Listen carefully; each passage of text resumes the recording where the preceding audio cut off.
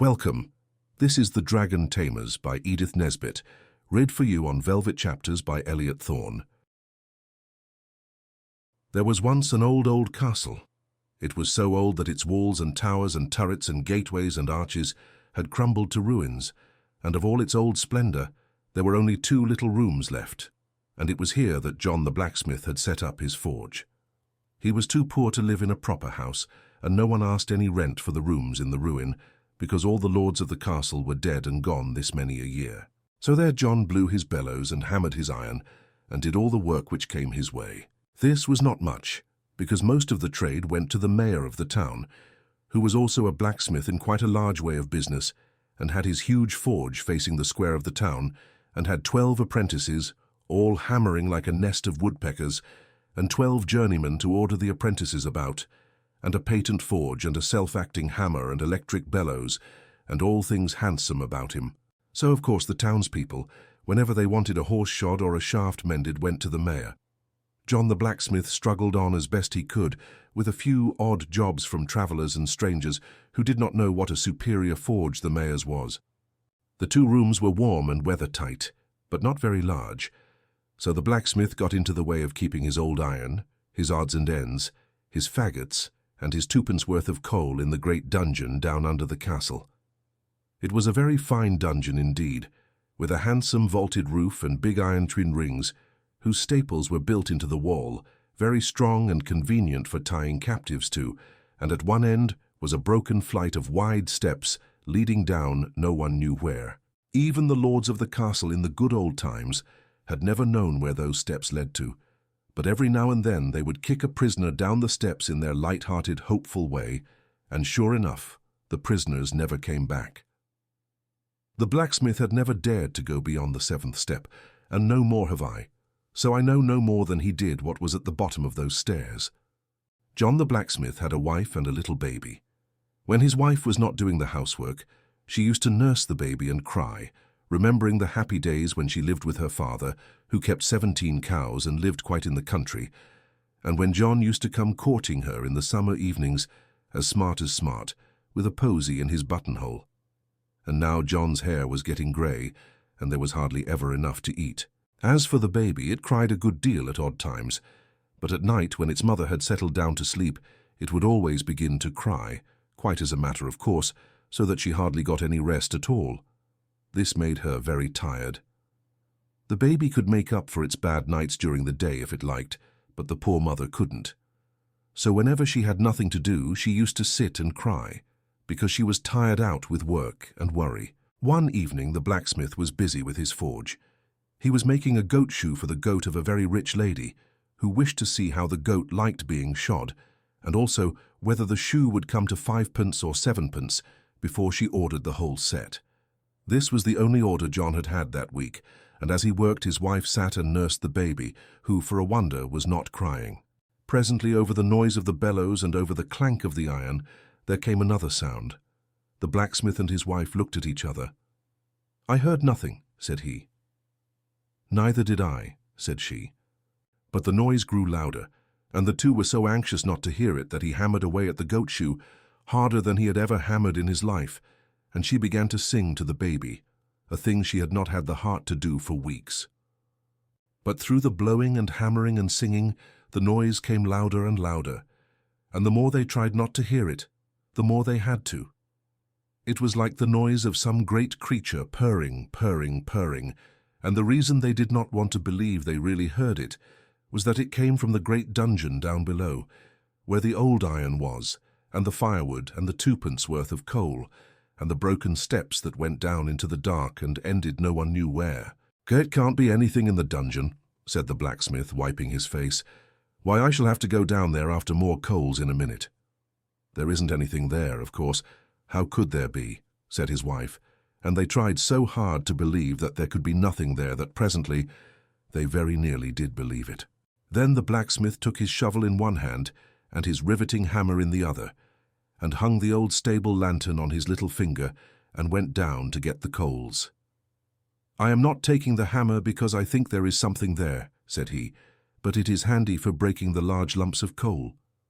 "I quite understand," said his wife, who had brought the coal home in her apron that very afternoon and knew that it was all coal dust. So he went down the winding stairs to the dungeon and stood at the bottom of the steps, holding the lantern above his head, just to see that the dungeon really was empty, as usual. Half of it was empty as usual, except for the old iron and odds and ends, and the firewood and the coals. But the other side was not empty, it was quite full, and what it was full of was Dragon. "It must have come up those nasty broken steps from goodness knows where," said the blacksmith to himself, trembling all over as he tried to creep back up the winding stairs. But the Dragon was too quick for him. It put out a great claw and caught him by the leg, and as it moved it rattled like a great bunch of keys, or like the sheet iron they make thunder out of in pantomimes. "No, you don't," said the Dragon in a spluttering voice like a damp squib. "Dearie, dearie me," said poor John, trembling more than ever in the claw of the Dragon. "Here's a nice end for a respectable blacksmith." The Dragon seemed very much struck by this remark. "Do you mind saying that again?" said he, quite politely. So John said again, very distinctly, "Here is a nice end for a respectable blacksmith." "I didn't know," said the Dragon. "Fancy now, you're the very man I wanted." "So I understood you to say before," said John, his teeth chattering. "Oh, I don't mean what you mean," said the Dragon, "but I should like you to do a job for me. One of my wings has got some of the rivets out of it just above the joint. Could you put that to rights?" "I might, sir," said John politely, "for you must always be polite to a possible customer, even if he be a dragon." "A master craftsman. You are a master, of course. Can see in a minute what's wrong," the Dragon went on. "Just come around here and feel my plates, will you?" John timidly went around when the Dragon took his claw away, and sure enough, the Dragon's wing was hanging loose and several of the plates near the joint certainly wanted riveting. The Dragon seemed to be made almost entirely of iron armor. A sort of tawny red rust color it was, from damp no doubt, and under it he seemed to be covered with something furry. All the blacksmith welled up in John's heart, and he felt more at ease. "You could certainly do with a rivet or two, sir," said he. "In fact, you want a good many." "Well, get to work then," said the Dragon. "You mend my wing, and then I'll go out and eat up all the town, and if you make a really smart job of it, I'll eat you last." "There." "I don't want to be eaten last, sir," said John. "Well then, I'll eat you first," said the Dragon. "I don't want that, sir, either," said John. "Go on with you, you silly man," said the Dragon. "You don't know your own silly mind. Come, set to work." "I don't like the job, sir," said John, "and that's the truth. I know how easily accidents happen. It's all fair and smooth, and please rivet me, and I'll eat you last. And then you get to work, and you give a gentleman a bit of a nip or a dig under his rivets, and then it's fire and smoke, and no apologies will meet the case." "Upon my word of honor as a dragon," said the other. "I know you wouldn't do it on purpose, sir," said John, "but any gentleman will give a jump and a sniff if he's nipped, and one of your sniffs would be enough for me. Now, if you'd just let me fasten you up—" "It would be so undignified," objected the Dragon. "We always fasten a horse up," said John, "and he's the noble animal." "It's all very well," said the Dragon, "but how do I know you'd untie me again when you'd riveted me? Give me something in pledge. What do you value most?" "My hammer," said John. "A blacksmith is nothing without a hammer." "But you'd want that for riveting me. You must think of something else, and at once, or I'll eat you first." At this moment, the baby in the room above began to scream. Its mother had been so quiet that it thought she had settled down for the night, and that it was time to begin. "Whatever's that?" said the Dragon, starting so that every plate on his body rattled. "It's only the baby," said John. "What's that?" asked the Dragon. "Something you value?" "Well, yes, sir, rather," said the blacksmith. "Then bring it here," said the Dragon, "and I'll take care of it till you've done riveting me, and you shall tie me up." "All right, sir," said John, "but I ought to warn you, babies are poison to dragons, so I don't deceive you. It's all right to touch, but don't you go putting it into your mouth. I shouldn't like to see any harm come to a nice-looking gentleman like you." The Dragon purred at this compliment and said, "All right, I'll be careful. Now go and fetch the thing, whatever it is." So John ran up the steps as quickly as he could, for he knew that if the Dragon got impatient before it was fastened, it could heave up the roof of the dungeon with one heave of its back and kill them all in the ruins. His wife was asleep, in spite of the baby's cries. And John picked up the baby and took it down and put it between the dragon's front paws. "You just purr to it, sir," he said, "and it'll be as good as gold." So the dragon purred, and his purring pleased the baby so much that it stopped crying. Then John rummaged among the heap of old iron and found there some heavy chains and a great collar that had been made in the days when men sang over their work and put their hearts into it, so that the things they made were strong enough to bear the weight of 1,000 years, let alone a dragon. John fastened the dragon up with the collar and the chains, and when he had padlocked them all on safely, he set to work to find out how many rivets would be needed. 6, 8, 10, 20, 40, said he. "I haven't half enough rivets in the shop. If you'll excuse me, sir, I'll step around to another forge and get a few dozen. I won't be a minute." And off he went, leaving the baby between the dragon's forepaws, laughing and crowing with pleasure at the very large purr of it. John ran as hard as he could into the town and found the mayor and corporation. "There's a dragon in my dungeon," he said. "I've chained him up. Now come and help to get my baby away." And he told them all about it. But they all happened to have engagements for that evening, so they praised John's cleverness and said they were quite content to leave the matter in his hands. "But what about my baby?" said John. "Oh well," said the mayor, "if anything should happen, you will always be able to remember that your baby perished in a good cause." So John went home again and told his wife some of the tale. "You've given the baby to the dragon," she cried. "Oh, you unnatural parent." "Hush," said John, and he told her some more. "Now," he said, "I'm going down. After I've been down, you can go, and if you keep your head, the boy will be all right." So down went the blacksmith, and there was the dragon purring away with all his might to keep the baby quiet. "Hurry up, can't you?" he said. "I can't keep up this noise all night." "I'm very sorry, sir," said the blacksmith, "but all the shops are shut. The job must wait till the morning. And don't forget, you've promised to take care of that baby. You'll find it a little wearing, I'm afraid. Good night, sir." The dragon had purred till he was quite out of breath, so now he stopped, and as soon as everything was quiet, the baby thought everyone must have settled for the night and that it was time to begin to scream. So it began. "Oh dear," said the dragon, "this is awful." He patted the baby with his claw, but it screamed more than ever. "And I am so tired too," said the dragon. "I did so hope I should have a good night." The baby went on screaming. "There'll be no peace for me after this," said the dragon. "It's enough to ruin one's nerves. Hush then, didums then." And he tried to quiet the baby, as if it had been a young dragon. But when he began to sing "Hush-a-bye, Dragon," the baby screamed more and more and more. "I can't keep it quiet," said the dragon, and then suddenly he saw a woman sitting on the steps. "Here, I say," said he, "do you know anything about babies?" "I do, a little," said the mother.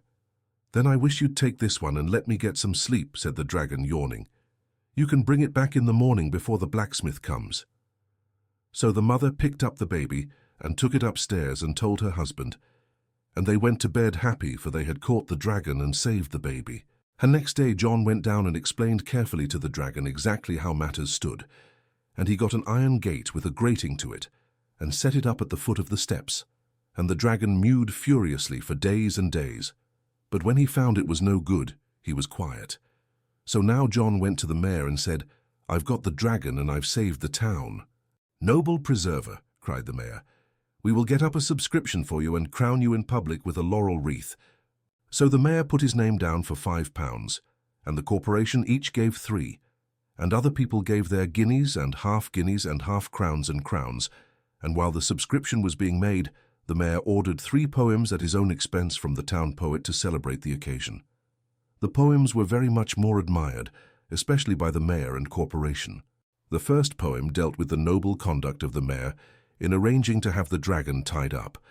The second described the splendid assistance rendered by the corporation, and the third expressed the pride and joy of the poet in being permitted to sing such deeds, beside which the actions of St. George must appear quite commonplace to all, with a feeling heart or a well-balanced brain. When the subscription was finished, there was £1,000, and a committee was formed to settle what should be done with it. A third of it went to pay for a banquet to the mayor and corporation. Another third was spent in buying a gold collar with a dragon on it for the mayor, and gold medals with dragons on them for the corporation. And what was left went in committee expenses. So there was nothing for the blacksmith except the laurel wreath, and the knowledge that it really was he who had saved the town. But after this, things went a little better with the blacksmith. To begin with, the baby did not cry so much as it had before. Then the rich lady who owned the goat was so touched by John's noble action that she ordered a complete set of shoes at 2 shillings, 4 pence, and even made it up to 2 shillings, 6 pence, in grateful recognition of his public-spirited conduct. Then tourists used to come in breaks from quite a long way off, and pay 2 pence each to go down the steps and peep through the iron grating at the rusty dragon in the dungeon, and it was 3 pence extra for each party if the blacksmith let off coloured fire to see it by, which, as the fire was extremely short, was 2 pence halfpenny clear profit every time. And the blacksmith's wife used to provide teas at 9 pence a head, and altogether things grew brighter week by week. The baby, named John after his father, and called Johnny for short, began presently to grow up. He was great friends with Tina, the daughter of the whitesmith, who lived nearly opposite. She was a dear little girl with yellow pigtails and blue eyes, and she was tired of hearing the story of how Johnny, when he was a baby, had been minded by a real dragon. The 2 children used to go together to peep through the iron grating at the dragon, and sometimes they would hear him mew piteously, and they would light a halfpenny's worth of coloured fire to look at him by, and they grew older and wiser. At last, one day, the mayor and corporation, hunting the hare in their gold gowns, came screaming back to the town gates with the news that a lame, humpy giant, as big as a tin church, was coming over the marshes toward the town. "We're lost," said the mayor. "I'd give £1,000 to anyone who could keep that giant out of the town. I know what he eats, by his teeth." No one seemed to know what to do, but Johnny and Tina were listening, and they looked at each other and ran off as fast as their boots would carry them. They ran through the forge and down the dungeon steps and knocked at the iron door. "Who's there?" said the dragon. "It's only us," said the children.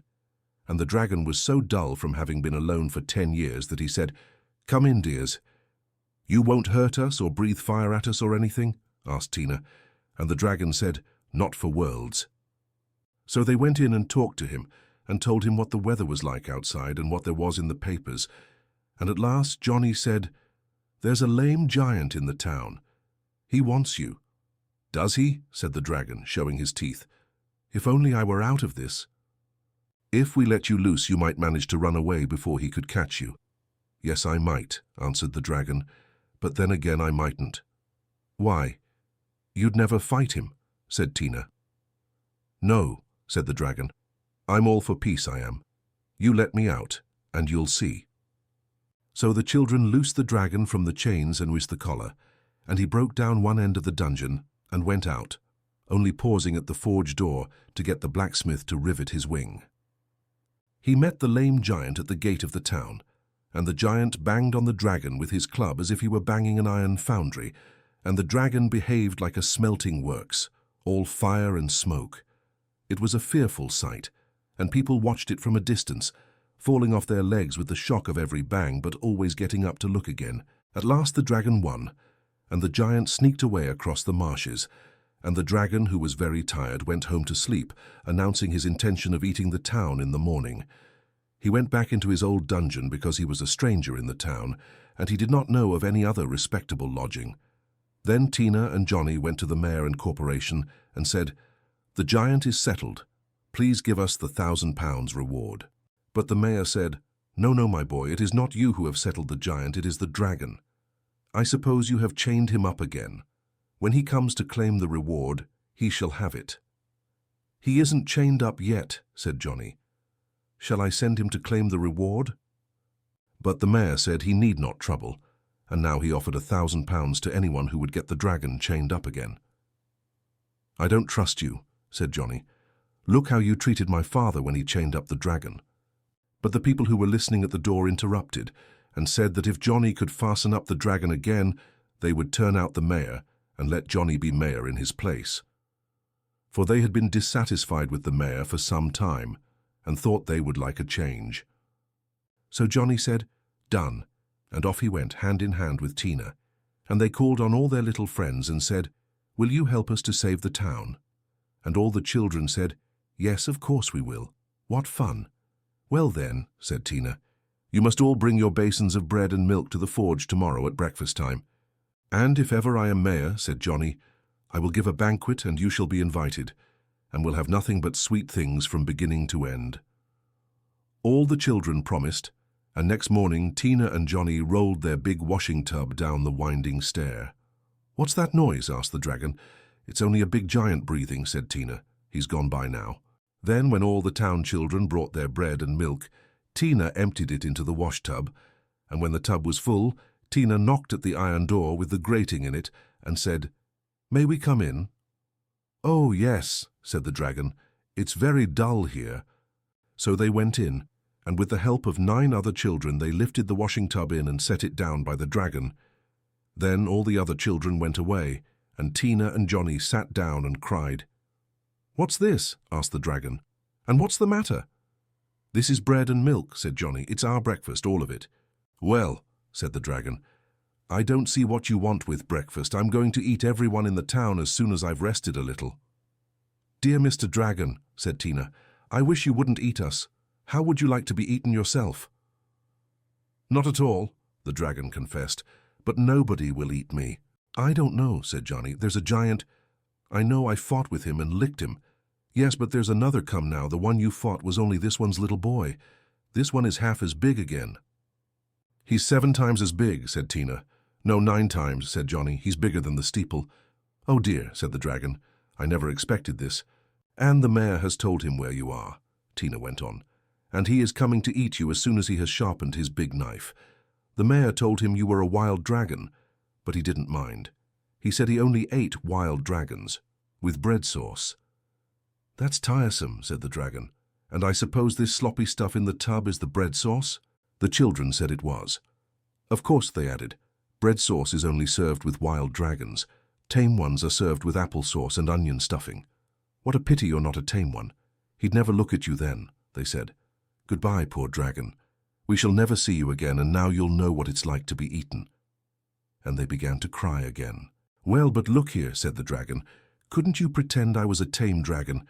Tell the giant that I'm just a poor little timid tame dragon that you kept for a pet. He'd never believe it, said Johnny. If you were our tame dragon, we should keep you tied up, you know. We shouldn't like to risk losing such a dear, pretty pet. Then the dragon begged them to fasten him up at once, and they did so, with the collar and chains that were made years ago, in the days when men sang over their work and made it strong enough to bear any strain. And then they went away and told the people what they had done, and Johnny was made mayor, and had a glorious feast exactly as he had said he would, with nothing in it but sweet things. It began with Turkish delight and halfpenny buns, and went on with oranges, toffee, coconut ice, peppermints, jam puffs, raspberry noyau, ice creams and meringues, and ended with bullseyes and gingerbread and acid drops. This was all very well for Johnny and Tina, but if you are kind children with feeling hearts, you will perhaps feel sorry for the poor, deceived, deluded dragon, chained up in the dull dungeon, with nothing to do but to think over the shocking untruths that Johnny had told him. When he thought how he had been tricked, the poor captive dragon began to weep, and the large tears fell down over his rusty plates, and presently he began to feel faint, as people sometimes do when they have been crying, especially if they have not had anything to eat for 10 years or so. And then the poor creature dried his eyes and looked about him, and there he saw the tub of bread and milk. So he thought, if giants like this damp white stuff, perhaps I should like it too. And he tasted a little, and liked it so much that he ate it all up. And the next time the tourists came and Johnny let off the colored fire, the dragon said shyly, Excuse my troubling you, but could you bring me a little more bread and milk? So Johnny arranged that people should go around with carts every day to collect the children's bread and milk for the dragon. The children were fed at the town's expense, on whatever they liked, and they ate nothing but cake and buns and sweet things, and they said the poor dragon was very welcome to their bread and milk. Now when Johnny had been mayor 10 years or so, he married Tina, and on their wedding morning they went to see the dragon. He had grown quite tame, and his rusty plates had fallen off in places, and underneath he was soft and furry to stroke. So now they stroked him.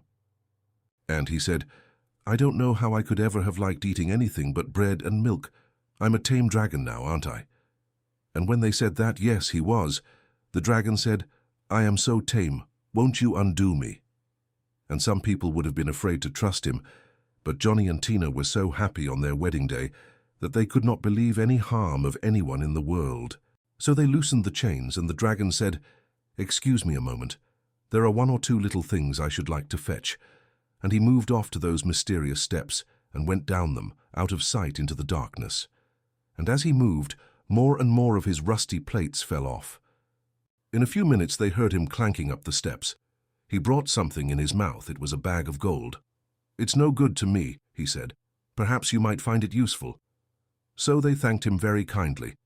"More where that came from," said he, and fetched more and more and more till they told him to stop. So now they were rich, and so were their fathers and mothers. Indeed, everyone was rich, and there were no more poor people in the town, and they all got rich without working, which is very wrong. But the dragon had never been to school as you have, so he knew no better. And as the dragon came out of the dungeon, following Johnny and Tina into the bright golden blue of their wedding day, he blinked his eyes as a cat does in the sunshine, and he shook himself, and the last of his plates dropped off, and his wings with them. And he was just like a very, very extra-sized cat, and from that day he grew furrier and furrier, and he was the beginning of all cats. Nothing of the dragon remained except the claws, which all cats have still, as you can easily ascertain. And I hope you see now how important it is to feed your cat with bread and milk. If you were to let it have nothing to eat but mice and birds, it might grow larger and fiercer, and scalier and tailier, and get wings, and turn into the beginning of dragons. And then there would be all the bother over again. This was The Dragon Tamers by Edith Nesbit, read by Elliot Thorne. Follow Velvet Chapters for more tales that touch the soul.